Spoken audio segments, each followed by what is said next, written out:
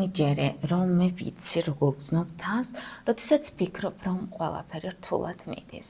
სტრესი, უკმარისი ენერგია. თითქოს რაღაც მურევში ხარ ჩათრეული და ვერ ხედავ გამოსავალს. შენ არ ახარ მარტო. დაიწყე საკუთარ ენერგიაზე მუშაობა და ყველაფერი შეიძლება. თუ ძალიან გაწუხებს შენი მდგომარეობა, დაიწყე მოქმედება. მართალია თავიდან ცოტა რთულია იმ პირველი ნაბიჯის გადადგმა, მაგრამ ამისთვის არის პროექტი კარატე. კარატე ეს არ არის მხოლოდ იოგა. ეს არის საშუალება, რომელიც დაგეხმარება.